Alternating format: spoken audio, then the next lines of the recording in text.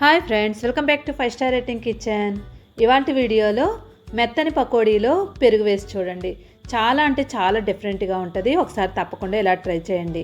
ముందుగా దీనికోసం ఒక మిక్సింగ్ బౌల్ తీసుకొని దానిలో 1 కప్పు వరకు ఉల్లిపాయలు తీసుకోవాలి. చిన్న ముక్కల కింద కట్ చేసి వేసుకోవాలి. 2 ఉల్లిపాయలు తీసుకున్నాను ఇక్కడ నేను. దీనిలో 5 పచ్చిమిరపకాయలని చిన్న ముక్కల కింద కట్ చేసి వేసుకోవాలి. నెక్స్ట్ కొత్తిమీర కొంచెం తురుముకొని వేసుకోండి. అల్లం 1 ఇంచు వరకు తీసుకొని చిన్న ముక్కల కింద కట్ చేసి వేసుకోండి. కరివేపాకు 1 రెమ్మ వరకు కట్ చేసి వేసుకోవాలి. 1/2 స్పూన్ వరకు జీలకర్ర వేసుకోండి. 1/2 స్పూను వంట సోడా వేసుకోవాలి. నెక్స్ట్ రుచికి తగినట్లుగా ఉప్పు వేసుకోండి. ఉప్పు వేసిన తర్వాత మొత్తం అంతా కూడా బాగా కలిసేలాగా కలిపేసుకోండి. ఉప్పు వేసుకున్నప్పుడు ఎక్కువ వేసుకోకుండా కొంచెం వేసుకోండి. తర్వాత చూసి వేసుకుందరు కానీ పిండి వేసిన తర్వాత మొత్తం బాగా కలుపుకున్న తర్వాత మనం 1 కప్పు వరకు ఉల్లిపాయలు తీసుకున్నాం కదా, అదే కప్పుతో 1 కప్పు శనగపిండి తీసుకోవాలి. ఈ శనగపిండిని దీనిలో వేసేసుకొని ముందు పిండి అంతా బాగా పట్టేలాగా కలుపుకోవాలి. ముందు ఉల్లిపాయలతో మనం పిండి కలపడం వల్ల ఉల్లిపాయల్లో ఏమైనా నీళ్లు ఉంటే బయటకు వస్తాయి. నీళ్లు వేయకుండా ముందు బాగా కలిపేసుకోండి. ఇలా మొత్తం కలుపుకున్న తర్వాత కొంచెం కొంచెం నీళ్లు వేసుకుంటూ పిండిని కలుపుకోవాలి. 1 కప్పు పిండి తీసుకున్నాం కాబట్టి సుమారుగా మనకి 1/2 కప్పు వరకు నీళ్లు పడతాయి.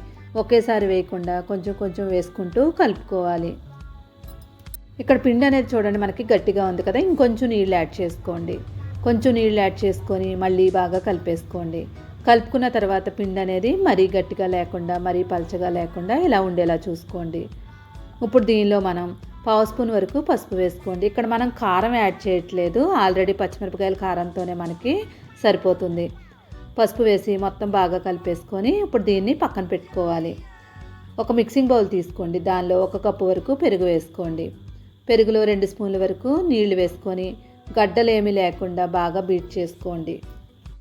వర్షాకాలంలో మనం వేడివేడి పకోడీలు వేసుకుంటూ ఉంటాం కదా, ఈరోజు మనం ఎండాకాలంలో చల్లచల్లగా ఎలా చేసుకోవాలో చూడొచ్చు. మొత్తం అంతా బాగా బీట్ చేసుకున్న తర్వాత దీనిలో 1/2 స్పూన్ వరకు ఉప్పు వేసుకోండి. నెక్స్ట్ 2 స్పూన్ల వరకు ఉల్లిపాయలు వేసుకోవాలి. ఈ ఉల్లిపాయలు అనేవి చాలా చిన్నగా ఉండాలి, చాలా చిన్నగా కట్ చేసి వేసుకోండి. నెక్స్ట్ వెల్లుల్లిపాయ రెమ్మలు 2 తీసుకుని వీటిని కూడా ముక్కల కింద కట్ చేసి వేసుకోండి. నెక్స్ట్ చిల్లీ ఫ్లేక్స్ 1 స్పూన్ వరకు వేసుకోండి. చిల్లీ ఫ్లేక్స్ లేవనుకోండి, ఈ ప్లేస్లో కారం యాడ్ చేసుకోవచ్చు. ఇప్పుడు మొత్తం అంతా బాగా కలిసేలాగా బాగా కలిపేసుకోండి. ఇలా కలుపుకున్న తర్వాత మనం 1 కప్పు వరకు పెరుగు తీసుకున్నాం కదా, అదే కప్పుతో 1 కప్పు వరకు నీళ్లు వేసుకోవాలి. నీళ్లు వేసిన తర్వాత మొత్తం అంతా బాగా కలిపేసుకోండి. ఇలా అని మరీ చిక్కగా ఉండకూడదు, చూడండి పలచగానే ఉండాలి. ఇప్పుడు దీన్ని ఫ్రిడ్జ్లో పెట్టుకోండి. పొయ్యి మీద ఒక ప్యాన్ పెట్టుకొని 1 స్పూన్ వరకు నూనె వేసుకోండి. నూనె వేడైన తర్వాత 1 స్పూను జీలకర్ర వేసుకోవాలి. నెక్స్ట్ 2 ఎండుమిరపకాయలు, 1 కరివేపాకు రమ్మ వేసుకోండి. ఇక ఎటువంటి పోపు దినుసులు అవసరం లేదు, ఈ 3 వేసుకుంటే సరిపోతుంది. ఇప్పుడు ఇవి వేగిన తర్వాత స్టవ్ ఆఫ్ చేసుకొని దీన్ని పక్కన పెట్టుకొని దీనిలో 1/2 స్పూన్ వరకు జీలకర్ర పౌడర్ వేసుకోండి. జీలకర్ర పౌడర్ మనకి ఈ వేడితోనే వేగిపోద్ది. స్టవ్ ఆఫ్ చేసిన తర్వాత మాత్రమే వేసుకోండి. మొత్తం బాగా కలుపుకొని దీన్ని పూర్తిగా చల్లారనివ్వండి. దీన్ని పక్కన పెట్టేసుకోండి. పొయ్యి మీద కడాయి పెట్టుకొని ఆయిల్ హీట్ అయిందో లేదో చెక్ చేసుకోండి. అలానే ఆయిల్ మరీ వేడిగా ఉండకూడదు, ముందు చెక్ చేసుకొని అప్పుడు పకోడీలు వేసుకోవాలి. చూడండి మనకి ఆయిల్ అనేది ఈ హీట్లో ఉండాలి. ఇలా ఉన్న తర్వాత ఇప్పుడు ఒక్కొక్క దాన్ని వేసేసుకోండి. ఇక్కడ పకోడీలు వేసేటప్పుడు మీడియంగా ఉండేలాగా వేసుకోండి.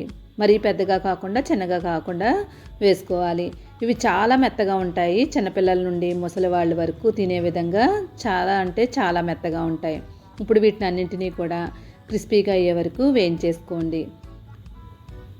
పకోడీలు వేగిన తర్వాత బండి మీద అమ్మేవాళ్ళు ఏం చేస్తారంటే ఇక్కడ ఒక 2 రొమ్మల వరకు కరివేపాకు తీసుకొని దీనిలో వేసేసుకొని ఈ పకోడీతో పాటు వేయించుకోండి.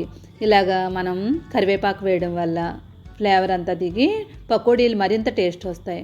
ఇప్పుడు వీటిని అన్నింటినీ కూడా బాగా వేగిన తర్వాత ఒక ప్లేట్లోకి తీసేసుకోండి. వర్షాకాలంలో చలికాలంలో తినే వేడివేడి పకోడీలు తయారు చేసుకున్నాం.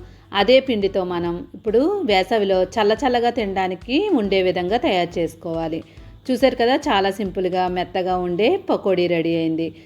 మనకి బండి మీద అమ్మే పకోడీలు కూడా సేమ్ ఇలానే తయారు చేస్తారు. చూడండి లోపల కూడా చాలా అంటే చాలా మెత్తగా ఉంటుంది. ముసలి వాళ్ళు కూడా చక్కగా తినేస్తారు. ఇప్పుడు దీన్ని పక్కన పెట్టుకోండి.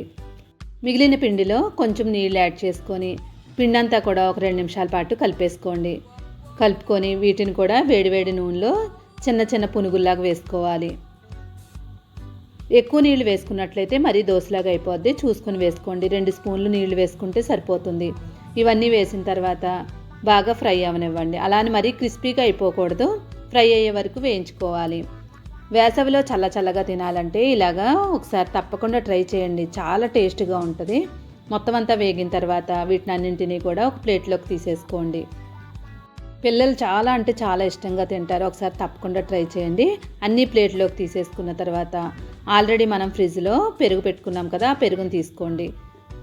ఇక్కడ మనకి పెరుగు అనేది చల్లగా ఉండాలి, కనీసం 1 గంట సేపు ఫ్రిడ్జ్లో పెట్టుకున్నట్లయితే చల్లగా ఉంటుంది.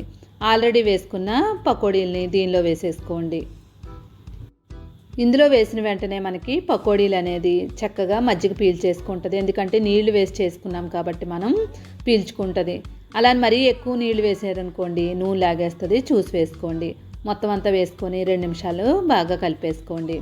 కలుపుకున్న తర్వాత ఆల్రెడీ మనం పోపు వేసి ఉంచుకున్నాం కదా, ఆ పోపుని దీనిలో వేసుకోవాలి. ముందు కొత్తిమీర వేసేసుకొని ఆల్రెడీ వేయించి ఉంచుకున్న పోపుని దీనిపైన వేసేసుకోండి. పెరుగు ఆవళ్ళు చేసుంటారు కానీ ఎప్పుడు పకోడీతో చేసుంటారు, ఒకసారి తప్పకుండా ట్రై చేయండి. పెరుగు పునుగులు చేసుంటారు కానీ పెరుగు పకోడీలు ఎప్పుడు చేసుండరు. ఎప్పుడైనా పకోడీలు చేసినప్పుడు మిగిలిపోయినట్లయితే ఇలా చేసినట్లయితే పిల్లలు పెద్దలు కూడా వద్దనకుండా తింటారు. ఇది మరుసటి రోజుకి కూడా చాలా అంటే చాలా బాగుంటుంది. ఒక 2-3 రోజుల పాటు నిల్వ చేసుకోవచ్చు ఫ్రిడ్జ్లో పెట్టుకొని. వీడియో నచ్చిందంటే తప్పకుండా లైక్ చేసి ఛానల్ సపోర్ట్ చేయండి. ఇలాంటి వెరైటీ రెసిపీల కోసం 5 స్టార్ రేటింగ్ కిచెన్ని సబ్స్క్రైబ్ చేసుకోండి. Thank you for watching 5 star rating kitchen.